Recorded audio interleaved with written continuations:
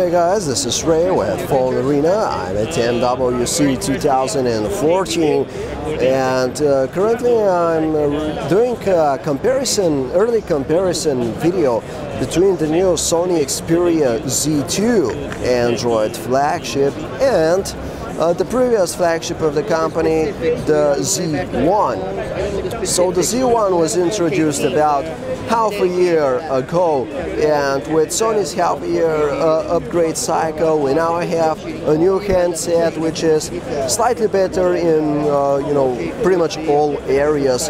But I'm glad to say that looking at these two devices side by side here, I realized that actually the improvement with regards to display technology is really big and important. But let's start by checking out and comparing the designs of these two phones. You can see that they pretty much have the same design language. They are all glass and metal, so they do look very stylish, very cool. In terms of size, both handsets seem to be almost identical. There aren't any significant. The Z2 doesn't seem to have become any lighter or smaller. Actually, I now notice that the Z2, which is here on the right, is slightly taller. It has grown slightly taller than the Z1, but that's fine, I guess. Especially because it now houses a slightly bigger display at 5.2 inches. So 5.2 inches versus 5 inches here. However, the big difference is that this is now an IPS screen. The Z2 has an IPS display, and I'm not sure if you can see this through the camera, but if you take a look at the Chrome browser icon, which is visible in the bottom end of the screens, the one in the Z2's display, which is here on the left, is much more saturated, much more colorful and vibrant. So the Z2's display really looks, it's tons better, in every respect. The viewing angles, the color gamut. Hopefully it's gonna also be a color accurate display, but if not, you can attempt to fix that with the white balance setting over here. So you should be able to tweak it and make it so that it appeals to you. But overall, you just easily seen that it's a lot better than what we had in the Z1. So moving on from, it's still a 1080p display, so the resolution hasn't gone up, even though it's just slightly bigger. But even then, the color, not the color, but the image clarity is actually tremendous with the 1080p display. So we see absolutely no use for going higher than that. In terms of resolution, it's incredibly clean. Both devices are incredibly clean, and they're very easy to read. They would be great for reading books, for example, where you have tons of small details. But anyway, let's move forward to the software.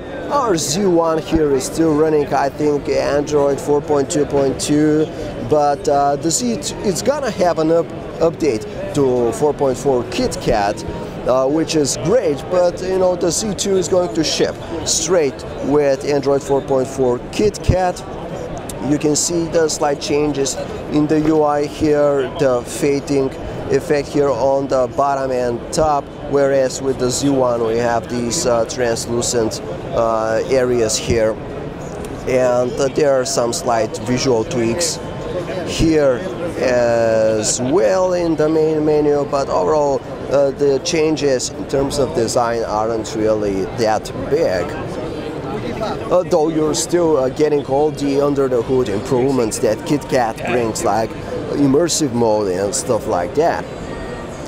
So the UI, as I said, is pretty much almost the same here, but the processor inside the Xperia Z2 is slightly better now. It's the Snapdragon 801, and on the Z1 here we have the Snapdragon 800. So, you know, the one in the Z2 is supposed to be slightly better.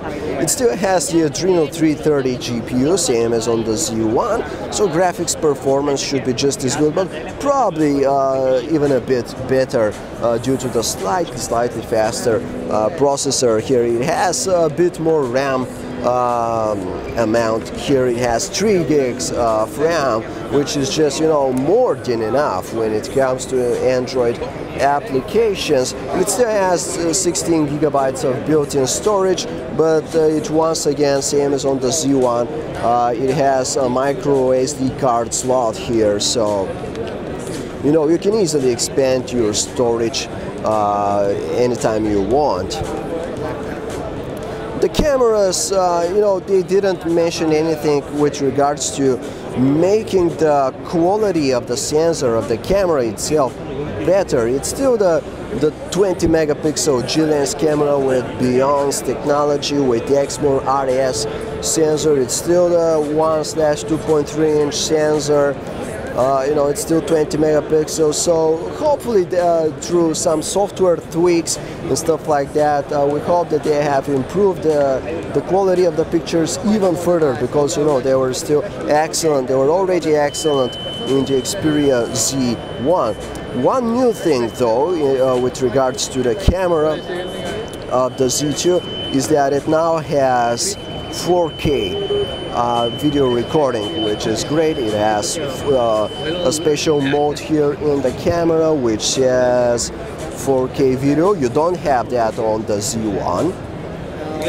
And it also has a bunch of new modes here, like background defocus, which lets you take photos with, you know, with more blurred, deeply blurred backgrounds. You have creative effects here. Time shift video allows you to take slow motion video and things like that. Although it has some new software functionalities here, and you can still add and integrate additional apps here in the camera. But overall, yeah, besides the 4K video aspect and the augmented reality mode in video, which isn't really a big thing.